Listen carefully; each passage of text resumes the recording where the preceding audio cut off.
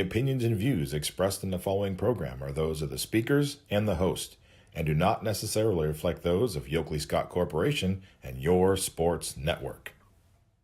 Yeah, I've been closer to Jesus before, so can you help me out? Oh, can you help me out? Am I on my own? Am I on my own? Or can you help me out? Am I on my own? Am I on my own? Or can you help me out? Can you help me out? I've been scared to look in my soul.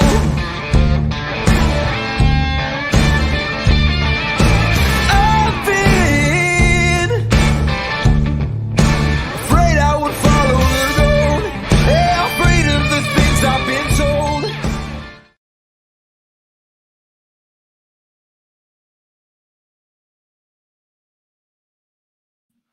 And hello, everybody. Welcome inside a Tuesday episode Running Point on ysnlive.com, brought to you by our good friends over at Greenwood Chevrolet in Austin Town. They go the extra mile for you, so you don't have to. And boy, do we have a good show for you today. As always, I think we have a pretty good show for you lined up. We're going to recap the night that last night was. We have some big moments. We have some conference championships clinched. We have some perfect seasons clinched as well. We'll talk about all of that. We will, of course, preview the night that's going to happen tonight. And we do have a player profile to feature on this episode as well from the newly perfect, pristine Crestview Rebels, who had just finished their regular season 22-0 for the first time in program history, I might add. From them, we're going to hear from Madison Rhodes, their leading scorer, and the fourth player profile that we have from that basketball team on tap for you. That'll be today. And I think it's perfect timing. When you finish the season perfect, I think that day you should get profiled, right? So we're going to have Crestview girls basketball featured today on the show, and it will be Addison Rhodes, their leading scorer. Without further ado, though, let's go into the scoreboard on ysnlive.com. I'll pop it up on the screen for you.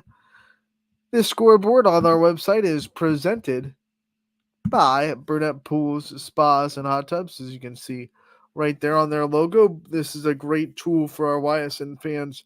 Whether you're at one of the games or watching one of our broadcasts, either way, you don't want to look away for too long. And that's where the YSN scoreboard comes into play. This is a live updated scoreboard. We have a great team behind the scenes that does their darndest to make sure that this scoreboard is as live updated as humanly possible. So you don't have to wait until midnight for final scores to come in. You can go right to ysnlive.com and find them as they're happening. Whether it be your favorite team, one of your friends, your rivals, whatever you want to find out, you can find it on ysnlive.com. Here's the scoreboard from last night, and we start in the Northeast State Conference. Hubbard going to Lakeview, and it's Lakeview that gets the win there, 49-36 over the Eagles. A good, strong win for Lakeview to boost some confidence as they come barreling into tournament time not too long from now. Ashtabula St. John, they get the win over Conneaut, 60-48, the final score there. Champion, they get the win over Newton Falls, 33-19, a defensive game between those two.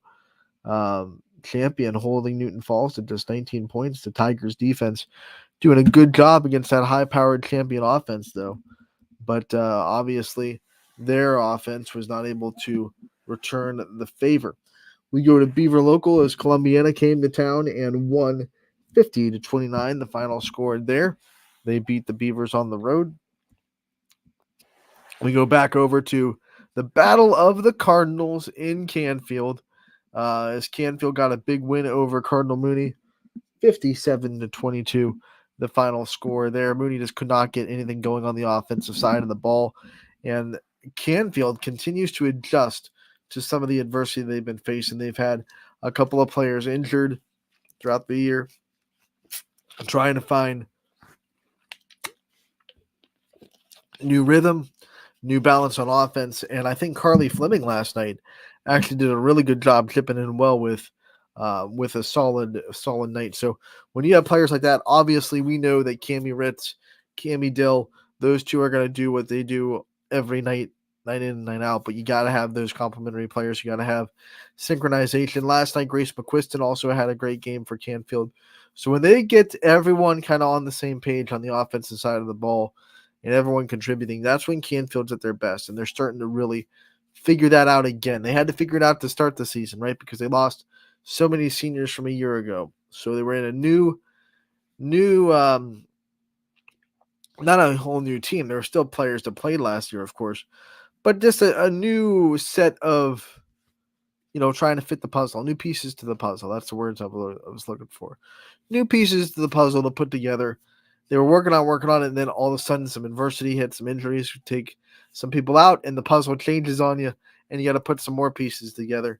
And that's why we've seen Canfield a little bit up and down this year.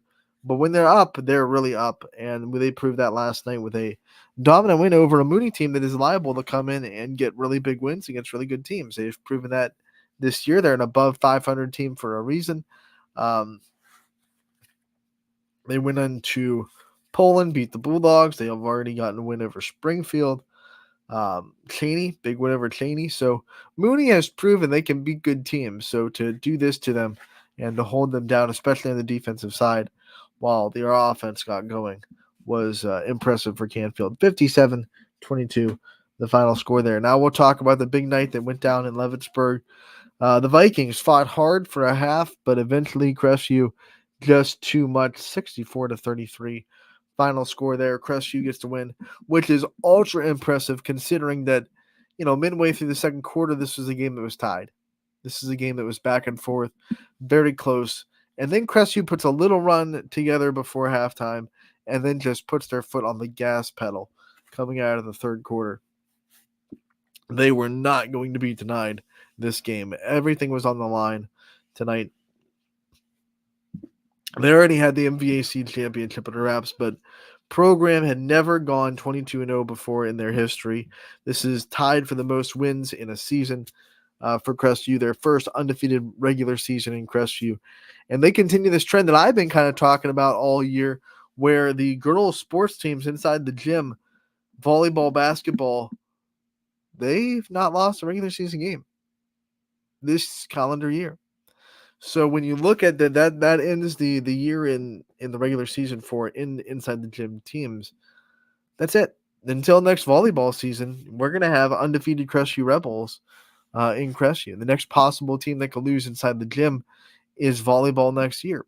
So it's a 44 game win streak right now inside Crestview. Well, more than that because Crestview had some tournament games, but 44 plus game win streak inside the home gym of Crestview, and they will have a home tournament game in two if they win the first one, but they have one guaranteed home tournament game as well, so they can improve on that record in the tournament. But wow, what an incredible year that the girls sports programs in Crestview are having. And what's really impressive is, I've said it before, there aren't a lot of players that are turning over from volleyball to basketball. So this is a whole new set of athletes that's coming in and having just as much success. Emily Downey is the only rotation player in varsity that also plays consistent varsity volleyball. So the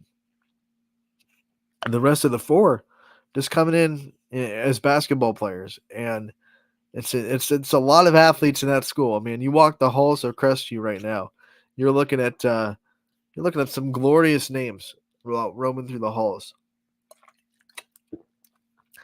Crestview gets to win once again over LeBray, second win of the season over the Vikings. Final score 64-33. We move on. Edison Wildcats, they go and get the win over Wellsville pretty dominatingly too.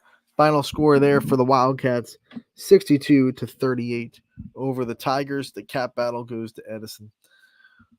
In Brookfield, Garrettsville Garfield comes to town, and Brookfield takes care of them. 44-28, the final score there.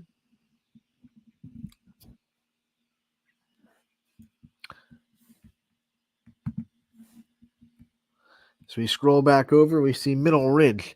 They claim the share of the MVAC championship on the Scarlet tier with a win over Jackson Milton, 66-39, the final score there. And it's a typical Middle Ridge game where they have multiple players with 7 or more points.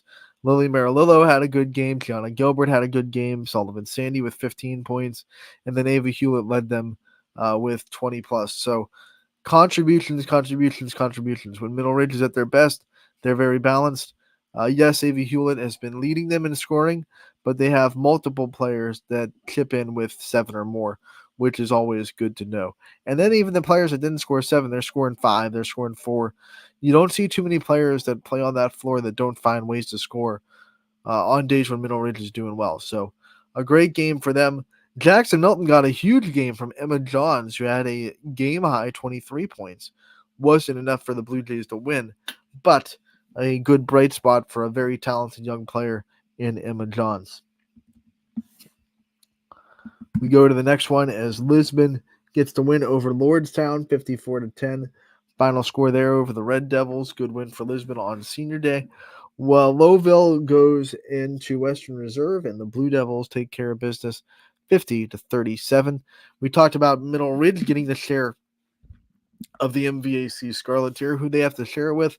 Well, they had to share it with Springfield, who got a great win over McDonald, 49-23, the final score there. 3 players in double figures for the Tigers, as Jamaica Brungard had 17, Ava Vecchione had 16, Mariana Toscano with 10. So a big night for Springfield. They earned their share. Middle Ridge earns their share, and those two will split the conference this year, as both teams are done with conference play and have a couple of tournament tune-ups before heading into the district tournament. Niles, they go into Girard, and it was close for a quarter. In fact, Niles had the lead after 1 quarter of play, but Girard, they were not going to be denied. They still wanted a little bit of hope for that conference championship, and they still have hope. They are not mathematically out of it yet. They win over Niles 69-44 thanks to a Herculean effort from Mia Melito. It's going to be really interesting who coaches decide to give player of the year to in the NEH. And I think there are people in both camps, and there are arguments to be made on both sides. Mia Melito with a game like that to keep Girard's season alive. And then, of course, people in the Poland's camp, and we'll talk about Poland's win at Struthers in a little bit, but Poland saying, hey, Mary Brandt's, the player of the year if she doesn't get hurt. And she's there. She's going to miss the last, 6 games of the season, maybe. So she played enough of a season that she was trending in the right direction. She had a better game than Mia Melito in both of the matchups with Girard. So there are definitely people in that camp. And then you go look at Mia Melito and you just say, well, she played a full season. She's scoring at a high rate. She's putting the team on her back in games that they need to win, in games that they struggled otherwise. That's a slow start for Girard. If they lose to Niles, it's over, and the NE8 belongs solely to Poland. Games like that are games that earn people players of the year. So, you got good arguments in both camps, and you don't want to say, well, Mary Brandt, you're not going to win it because you got hurt. But you also don't want to say, Mia Melito, you're not going to win it when you put together a strong, complete season. It's going to be a tough room in that postseason meeting in the NE8. I don't want to be one of the coaches that has to make that decision. And obviously, they're going to have 1 vote each, right? Because Girard and Poland are going to vote themselves. So it's all going to come down to who can buy the respect from the other coaches in the league. It'll be very interesting to see who comes out of that. Mary Brandt, you lean towards the league champions too. I mean, Poland won the NE8. They're either going to win it outright or they're going to share it with Girard, depending on what happens next week against Hubbard for Poland. And do you say, hey, how much weight does that carry? You won the conference. You beat Girard twice. You beat Melito twice, and Mary Brandt played in both those games.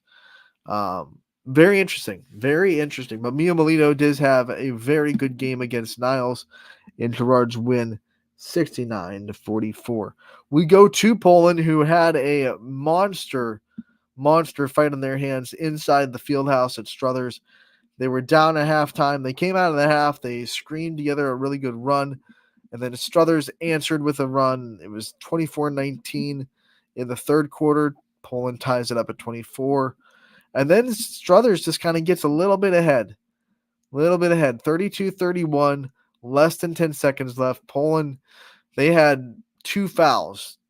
Then they get their third. And then now there's like 6 seconds left, right? But they still have 2 fouls to give. Things are looking bleak for Poland. Things are looking very grim. But as Coach Andy Reid of the Kansas City Chiefs says, when things look grim, be the Grim Reaper. And Poland was that. They got a turnover on the inbound with 2.7 seconds left, somewhere around there. They inbounded it, a quick 3, missed, but Leanne Williams left all alone on the weak side rebound, puts it back, buzzer. Poland wins 33-32, and they are crowned NEA champions. You can make it official. They've won the league. They still have to square away outright championship, but they have at least a share, which means for the 6th year in a row, in the 6th year of the NE8, Poland will be atop of it. They are that team that never goes away, and they are a dynasty right now inside NE8 basketball. They've never lost at home. They've never lost more than 1 league game in a year, and they're hoping that they can do that once again this year and keep that trend continued. They have 1 more left. 1 more left. It all comes down to Poland versus Hubbard on Monday in Poland. If Poland wins, they have the NE8 outright. If they lose, Gerard's already done with the NE8 play.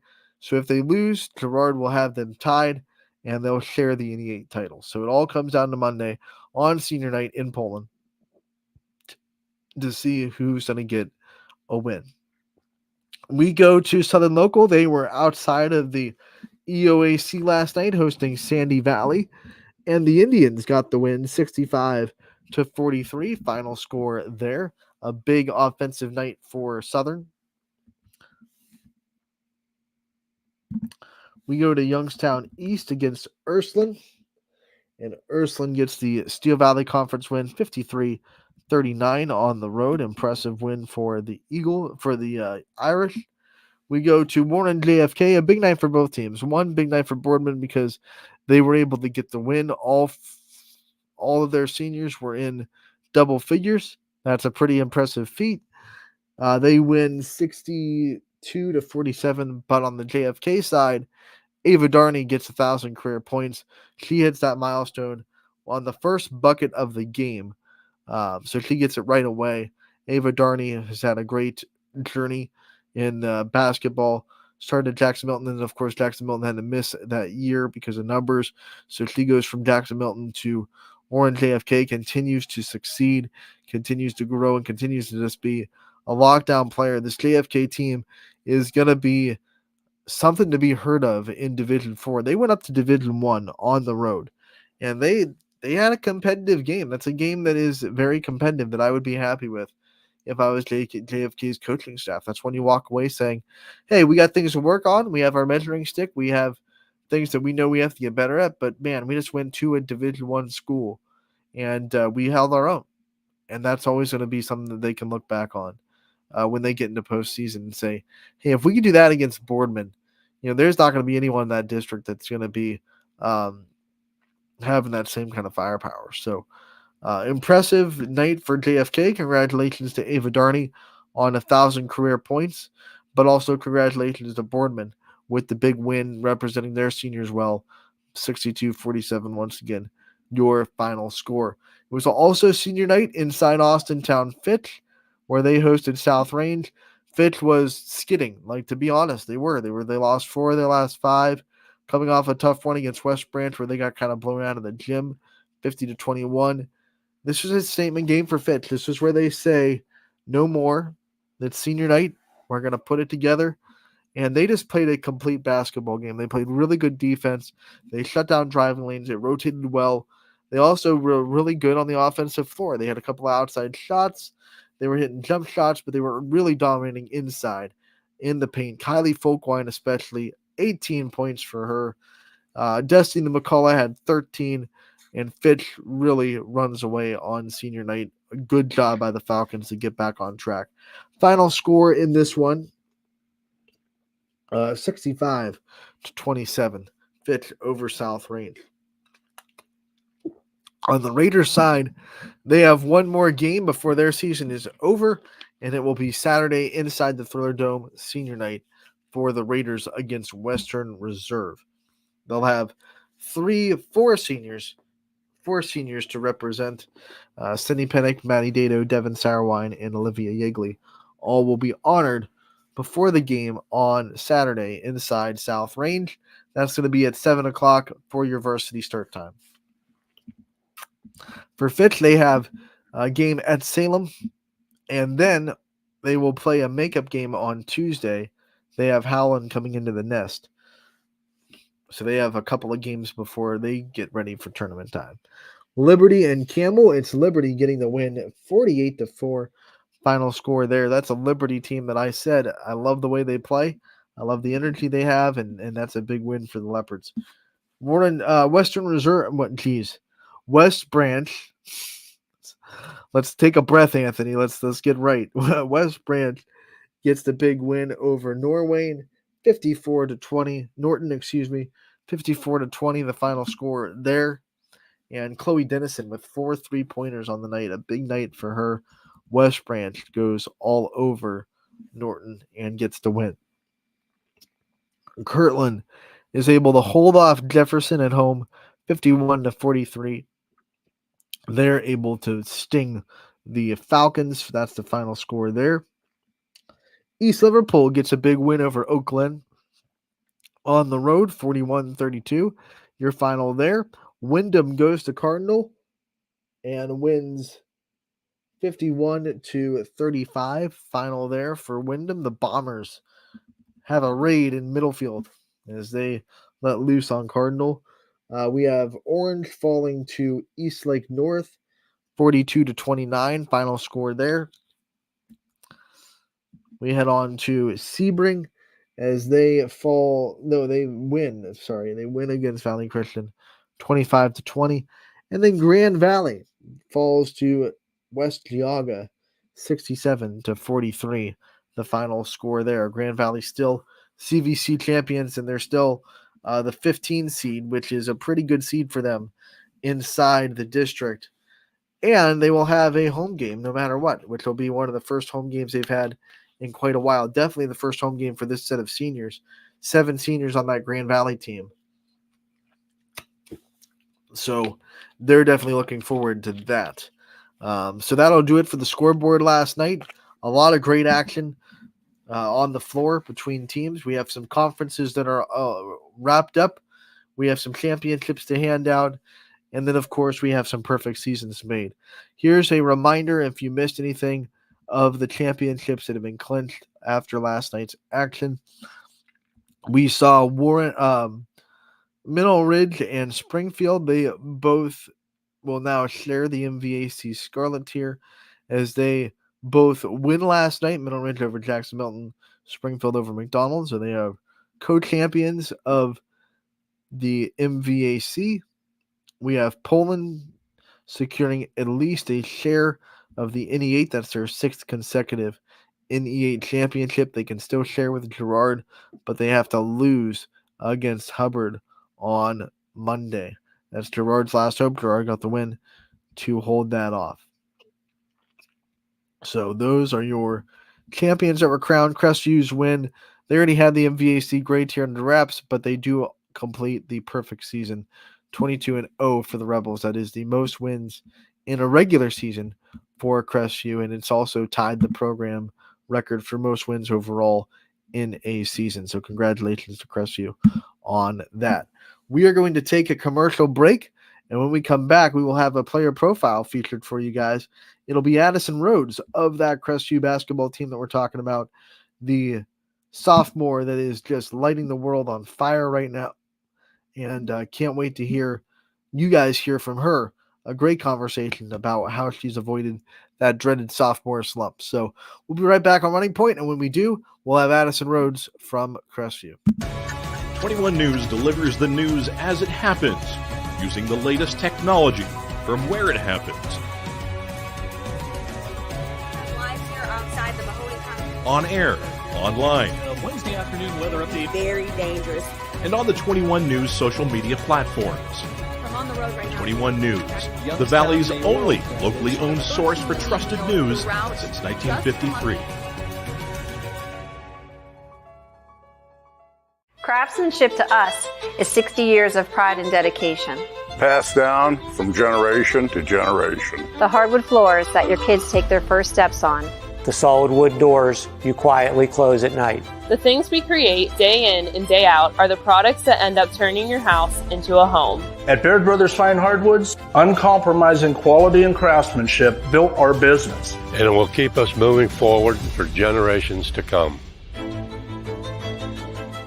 Going the extra mile at Greenwood Chevrolet means we want to take care of the community that takes care of us too. And we have to work together always. And that's how you stay in business for 40 years. You know, I love being a helper because when I help somebody, it makes me feel good.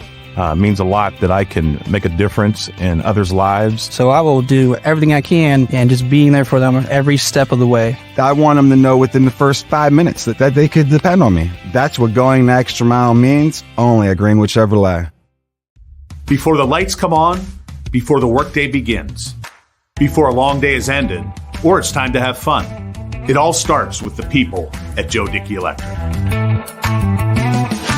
From replacing a light fixture in your home to building a substation for your business, no job is too big or too small. The people of Joe Dickey Electric power them all. Joe Dickey Electric, over 60 years of powering the Mahoning Valley. Sheely's is more than a furniture store. We're a hub for all of your appliance needs. We offer the widest selection at everyday low prices, with over $1 million of in-stock inventory from Whirlpool, KitchenAid, LG, GE, and more. Our knowledgeable, no-pressure sales staff can help you find the perfect appliances for your home. We're there for you beyond your purchase to service what we sell and offer free local delivery with 24-month special financing. Sheely's, the best things in life happen at home. House troubles can attack anytime. When trouble strikes, call Mighty Mike. Your hometown hero is on his way. HVAC causing havoc? Has your furnace gone mad? Mighty Mike Heating and Cooling will save the day.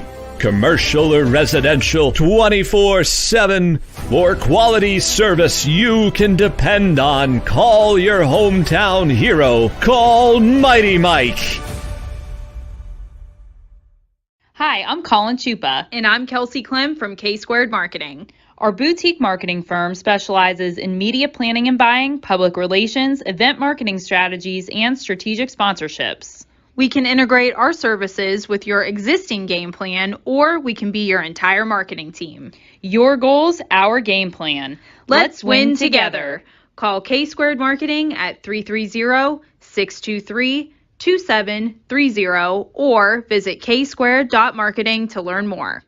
Why choose local? Because you live here, work here, learn here, relax here, and celebrate here.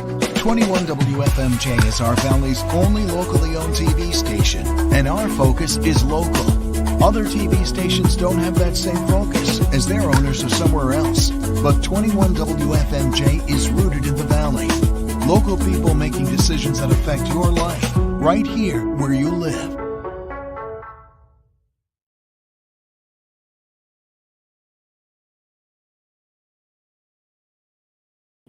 And welcome back to Running Point on YSNLive.com, brought to you as always by our good friends over at Greenwood Chevrolet in Austintown. Anthony Hartwig with you as always on Running Point. We are off to our player profile section of the show. We have a great one to feature. It is going to be from Crestview girls basketball, 22-0 on the season. A big reason why is the scoring ability and talent of Addison Rhodes and leadership. I will say that he is one of the most impressive young leaders that we've come across in our time here at YSN, which is what this is our sixth basketball season. So seen a lot of great leaders, but not a lot of them come through as a sophomore and immediately know how to lead. And she's been leading this team even last year when she won YSN's Freshman of the Year. But now she's sharpened her leadership teeth. Her talent's always going to be there, but talent only takes you so far in a program, right? To build a winning program. There are a lot of talented players that don't have undefeated seasons right now. So I think her leadership and her ability to bring everybody else in too and have everyone know their role, understand their role, accept their role, be able to embrace their role, that all comes with leadership. And I think Addison Rhodes exemplifies that pretty dang well. So without further ado, here is our player profile with Addison on Running Point. Here with a Crestview girls basketball player profile. It's the one you all been waiting for. It's Addison Rhodes, sophomore for the Rebels. Addison, thanks for joining us today. Thank you for having me. All right, so my first question is, coming into this year after all the success you had last year as a freshman, you come into the sophomore year. Now everyone knows exactly who you are, exactly what you're about. How have you handled the kind of expectations and the pressure that can come with the numbers that you were able to put up your freshman year? Well, I worked hard to get better the off season. I tried not to put pressure on myself. I just kind of played how I knew how to play, and my teammates did an awesome job of just being there for me. And I think I just realized I just need to just play how I knew how to play, and it'd be okay.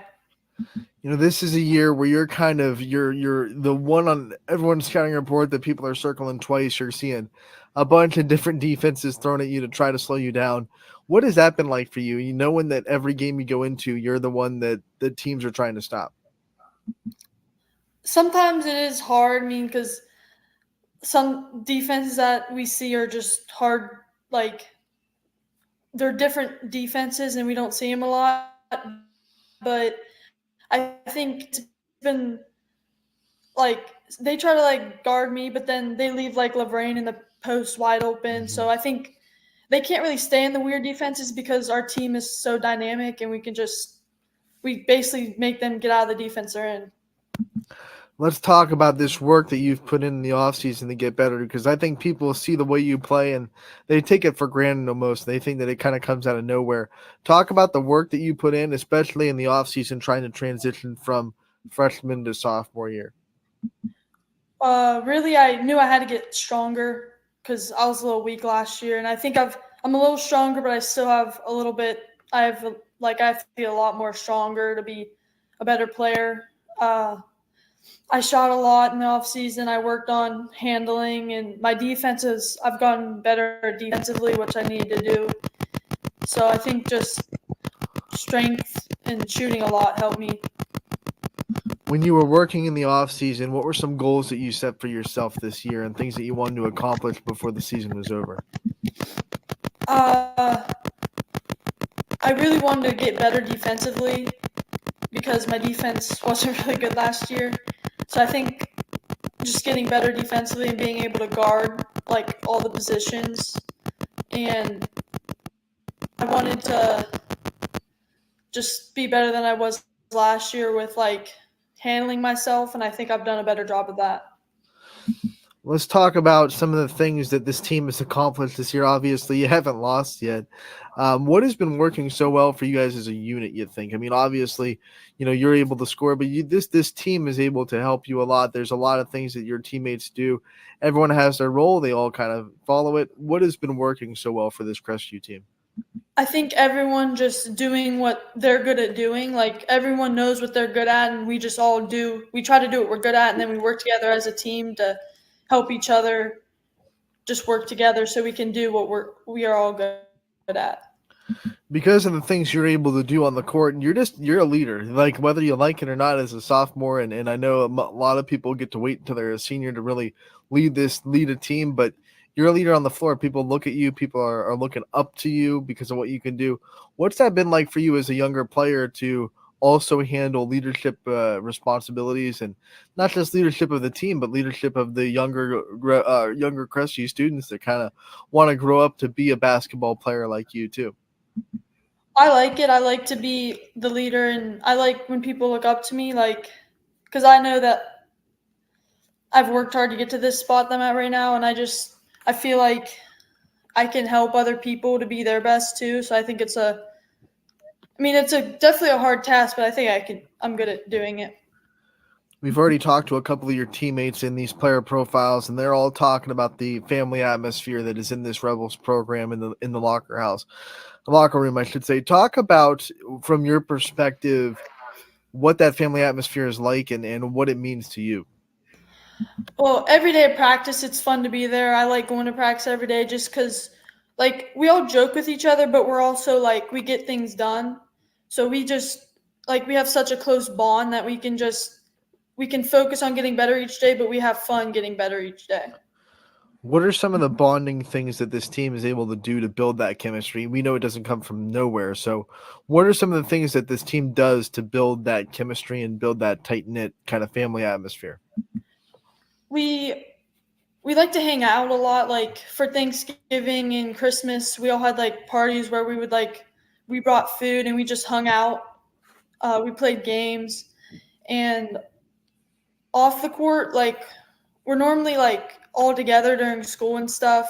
Like we talk to each other anytime we see each other in the hallways, and we just joke with each other. We just have fun with each other. So I've asked your teammates this too. You look around the Crestview kind of girls sports community right now, and it's at the all-time high. The volleyball team never lost at home. They didn't lose until the regional finals. You guys haven't lost yet. What is it like to just look around and see so many great female athletes in the school and to be a part of that kind of era?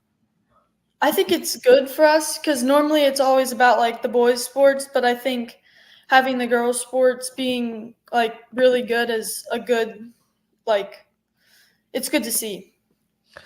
Your teammates also said that they like to give the boys a little bit of a hard time this year because of how good you're doing. Do you do that too? Are you trying to, have some fun teasing with the boys team? Yeah, we tease them a little bit. They're always supporting us too, so that's nice. It's all good. It's all in good fun, trying to raise the bar for Crestview sports. Let's just talk about the community as a whole. They support you so well. What is it about this Crestview community in your perspective that makes it so special? Like just how supporting they are. Like we get pretty good crowds for our games, even if like the team we're playing it's not supposed to be a good game, but they still are supporting us, and everyone always is like when the teacher sees us in the hallway, they tell us good game. So it's very supporting.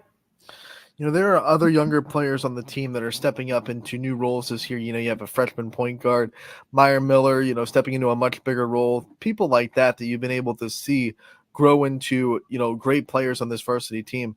As a leader that we've already talked about, what is it like for you to see players like that step into a varsity role and succeed the way they are? I love seeing them like Maya, the first game. I think the first game of the year, she had like 3 or 4 threes. And I just love to see it because I know she can shoot like that. She just didn't have the confidence last year, and I think this year she's getting the confidence, and it's fun to watch. And Bree's doing a great job. I mean, it's hard to step in as a freshman point guard, and I think she's done everything very well. And she leads the team. Like her passes and her like leading the offense helps everyone else score. Much like the volleyball team, there are a lot of games this year where you guys are dominating. It's not close. It's just a game where you have to get in, take care of business, and get out. What keeps you guys hungry in those kind of situations, and knowing that you still have to take it one game at a time, even though if you see the scores of the past and it's something like 60-14, et cetera, et cetera. What keeps you guys motivated, driven, and focused every game despite that? We have like goals on what we want to like defensively, and I think that helps us because we really need to work on defense if we really want to go far. So I think and our coaches preach to us that like we have to work on the little things in order to be really good. So we work on the little things, executing plays and defense during those like easier games, I would say. You have had a couple of tests too. You've had a couple of games that have gone down to the wire this year. How have you been able to handle those situations, considering the fact that you don't get into them a lot? Just dealing with the adversity of like teams going on runs. We calm ourselves down, and we just know that we can pull out like the game. Like we can just play good, and we come together as a team to deal with it together instead of like separately getting frustrated.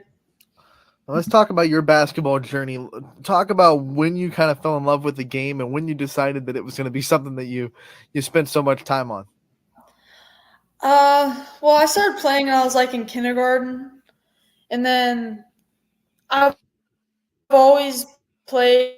Like my dad coached me until I was a freshman. He coached me till like 8th grade, and he always pushed me hard, and I just started loving it. Like I'd probably say 5th or 6th grade, and I always played it. This is what I've always done. So I've always loved it. What was it like growing up with your dad as a coach and having that coach dad dynamic? What was that like for you? He definitely pushed me. I mean, he didn't let me he didn't go easy on me. He definitely if I did something wrong, he'd tell me and he'd yell at me. But I think it was good because it was good for me to learn from him and him be able to teach me and help me just try to be stronger mentally. Let's talk about Coach Blatch, your coach now, obviously. What has he kind of helped you in your game? What do you think is this thing that he has really helped you grow in the sport of basketball? He's helped me grow into the leader I am. He's helped me he just helps me be who I lead the team. Because he knows I can do it. He brings it in me just to keep shooting the ball even when I'm not making my shots. And he helps me he always anytime I want in the gym, he'll get me in the gym and help me work. Now let's talk about your academics and some of the things that you like studying and some of your favorite subjects in school. I really like math. I don't know. I like numbers. I like working through the problems. I also like history, like government type stuff. I just think it's interesting. Have there been any teachers so far in the Crestview High School that have really kind of impacted your career so far, or journey, I should say? I really like Mrs. Joy. She helps me a lot in math, and I think I really am starting to understand math a lot more this year since she's been my teacher. When it's game day, is it easier or harder for you to get through the school day?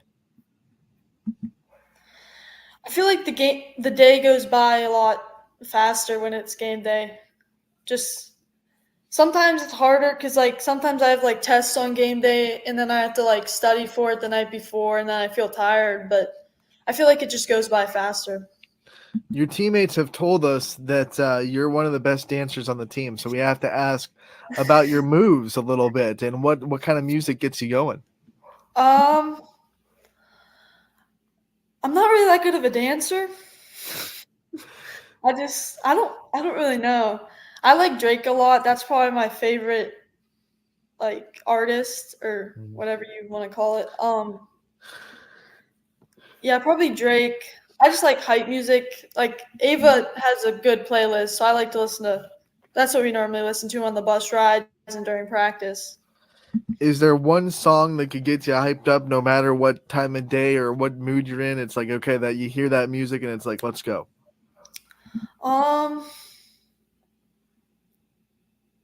Probably All of the Lights by Kanye or just any Drake song. I really like Drake a lot.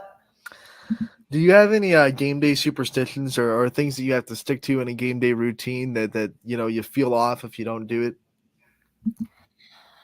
I have to eat before a game or I feel and I have to shoot before a game or I feel like I won't be able to shoot at all during the game.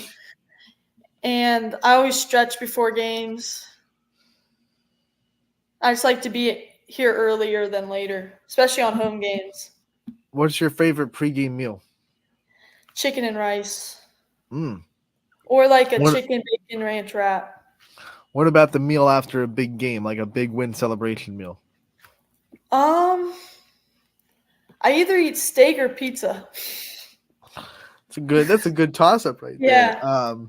Now let's talk about the goals that you still have. We've talked about goals that you set this year, but you're just a sophomore. You have 2 more years of high school after this yet to come. What are some goals that are on your kind of career board that you could say that you still have that you want to accomplish that are still driving you forward? I definitely want to win districts, which I think could be done this year, and I want to get to the state games. That's a big goal of mine. I want to score like 40 in a game. I think that'd be really cool to score. I think winning the state would be really cool too. Oh Those are yeah, probably my absolutely. biggest ones. Going down to Dayton and getting that trophy, Yeah. there's nothing better than that. Yeah. Addison, before we let you go, we do this with all of our player profiles. We want to give you the time, take the spotlight that's on you right now and shine on other people, your support system, the people that kind of are there for you in your corner. I want to give you the time to give as many shout outs as you want. Just shout out to like my whole family because they do a lot for me. They drive me to my AAU games that are like kind of far away. They're at all my games no matter how far the game is, and they're just always there for me. All my friends and teammates, they pick me up and they're always trying to make me feel better. And even when I'm in a bad mood, they can make me smile. And then the whole coaching staff, because they just work so hard. I mean, they have families of their own, and they're always putting their whole time and effort into the entire team. All right, Addison, we want to thank you so much for taking the time to join us today. We appreciate it. Wish you the best of luck the rest of the year, and we can't wait to talk again real soon. That was Addison Rhodes from Crestview, the sophomore leader, the scoring leader for the Rebels, just putting up tremendous numbers this year. Probably you could argue with her skills and her talent and the things that she's grown, probably definitely one-upping her freshman season. And that's incredible because you hear a lot about that sophomore slump and things that happen once teams lock in on what you want to do and they have a year to plan for you and study your film and find your tendencies. There's nothing to find out for Addison Rhodes. Maybe you can find it, but it doesn't mean you have the personnel to go and do anything about it. And she's just putting up tremendous numbers this year. The reigning YSN Freshman of the Year. Who's going to win it this year? I don't know. But Addison Rhodes is going to pass that torch on and continue to lead her team. We got her for 2 more seasons in Crestview after this one. Going to have to see how long this one goes. That district looks awful tough. But I think with Addison Rhodes there, with Lavraine Gaskins there, what they can both do down low, and then what Addison Rhodes can do in the high post, in the wing, and even step back a little bit behind the line if she has to, and drain some perimeter jump shots. I think things are looking up in Crestview. Don't sleep on the Rebels in that tournament. I know that a lot of people avoided Warrensville Heights and went into Crestview's district. So you have the 2, the 3, the 4, all in that district. But I wouldn't sleep on the Crestview. I would not. I think they have a path that will really, you win that district, you have a really good chance in regionals because you're knocking out a lot of teams that will have that would have good chances in regionals in that own bracket. So I think Crestview has some good things going for them, and we'll let's have to see. In the 16 days, their regular season is over. They have one scrimmage that they've saved. Don't know who they're going to scrimmage, but they have one scrimmage that they can use, and everything else is just practicing, keeping it loose, giving your bodies a little bit of rest, making sure you're healthy but not rusty. How they manage that, Coach Blatt's not his first rodeo, so he's going to do a good job in trying to manage the rust versus rest, debate. So, with that being said, let's preview tonight's action. Let's go back into the scoreboard on ysnlive.com, presented by Burnett Pools, Spas, and Hot Tubs. And let's see what's going on tonight. February 6th. We're on a Tuesday, which means it's boys' night on the network. And we have a lot of games, as you can see on the scoreboard. We will start with St. Clairsville going to East Liverpool, a matchup in the Potter Field House, I should say. We have Beaver Local going to Harrison Central on the road. Lakeview travels to Hubbard tonight. Brookfield, they're going to Newton Falls. We have Champion going to travel to Liberty. We have Crestview going to Garrettsville Garfield.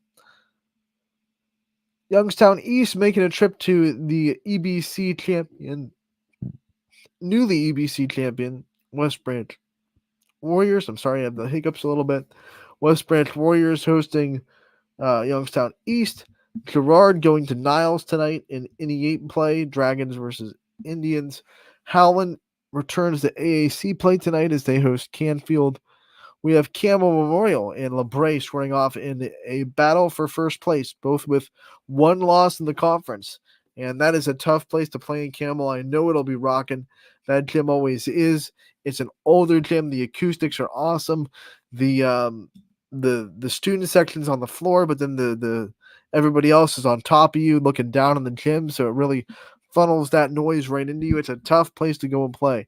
So if LeBray wants a conference championship, they have to climb a big mountain tonight in Campbell. Ashtabula Lakeside going to Conneaut tonight. We have Lisbon going to Heartland Christian. Lowville travels to Sebring. South Range hosting Niles. That game has been canceled. We have confirmed it with Donnie Farron just a little bit ago. Because of illness in the Salem program, they have a couple of people unavailable to play. So that game has been postponed. So South Range will not be playing tonight against Salem. So do not head on to South Range. They'll have to reschedule their senior night because it was supposed to be senior night in the Thriller Dome. Instead, they'll have the night off. We go to Springfield, going to Waterloo. This one is also for first place in the MVAC Scarlet tier. Both teams tied at the top with 2 losses. So the winner of this one going to take the first place spot in the MVAC Scarlet tier. We have Struthers going to Poland. Poland with a win will claim the NE8 championship outright. If they lose, they will run into a tie with South Range. So we'll see what happens tonight in Poland with Struthers coming to town. United going to Valley Christian tonight inside the EOAC play. East Palestine, they were going to host the Urban Scholars. We have Middle Ridge hosting Western Reserve. Austintown Fitch is home tonight. They have Glen Oak, other way around. Glen Oak coming from Canton to play Austintown Fitch. Jackson Milton is going to travel to McDonald tonight inside the Scarlet tier of the MVAC. Matthews travels to Grand Valley. Archbishop Hoban on the road tonight at Green for the going to see the Bulldogs. Warren JFK goes to Gilmore Academy. Beaver, they are going to be playing Ambridge tonight. Ambrose, Ambridge. I got it right the first time. Mohawk traveling to New Brighton tonight. We have Badger going to St. Thomas Aquinas. Orange on the road at Crestwood tonight. These are all teams on the road for YSN teams going to non-YSN schools, by the way, if you didn't catch that pattern. Jefferson on the road at Harvey. We have Edgewood on the road at Madison. And Cardinal Mooney goes on the road to Warren Harding. We have one girls game going on tonight as Canfield goes to Chagrin Falls to square off with the Tigers. I think they're the Tigers tonight in Chagrin Falls. So that is the one girls game going on tonight. Let's go into the schedule, see what announcers will be where, and what announcers you'll have for tonight's broadcast. East Liverpool hosting St. Clairsville. You'll have Gary Burton on the call there. Chris Ziegler is traveling with Beaver Local as they go to Harrison Central. We have Hubbard and Lakeview covered by Zach Svensson. Let's see. Garfield and Crestview going to be done by the Garfield broadcast team down there in Garrettsville. West Branch and East, Michael Janaki will be on the call. Noah Ricks will be in Howland for their matchup with Canfield. Eric Hughes is going to be going to Camel for that first place matchup between LeBray and the Red Devils. Wow TV will have you covered for Lakeside. And Conneaut, Mark Franken going to be in Heartland Christian for their matchup with Lisbon. Springfield and Waterloo, first place on the line down there. Ty going to be in Atwater. Ty Bartell will have the call for you there. Poland hosting Struthers, the student broadcast team. We have you covered for that one. Once again, if the Bulldogs win, they will have the NE8 under wraps. If they lose, South Range ties them up. Steve Hodge will be at Valley Christian for their matchup with United. East Palestine and Urban Scholars will be broadcasted by the Figleys, Tim and Dan Figley. Tim Corso will be in Austintown Fitch for their matchup with Glen Oak. Tyler Hartz will be in Grand Valley as they square off with Sandy Valley. Western Reserve and Middle Ridge will be covered by DJ Yoakley and Andy Hake, both on the call there in Ram Country. Edgewood and Madison will be covered by Larry Jennings. I will be going down to Niles for their matchup with Gerard. And that will be your broadcast team. We also have one hockey game on the network tonight. I thought it was girls basketball. I just assumed hockey is down there. Chagrin Falls, Canfield and Chagrin Falls. That one will be covered by Matt Maher and Jordan Barber. So we do have hockey on the network tonight. Apologies for misspeaking and assuming it was a girls basketball game. It is hockey. Hockey for Canfield and Chagrin Falls. That'll do it for your Tuesday and your Tuesday episode. We thank you so much for tuning in today to Running Point. We want to also thank Addison Rhodes for giving us her time for that wonderful interview that we played on the show.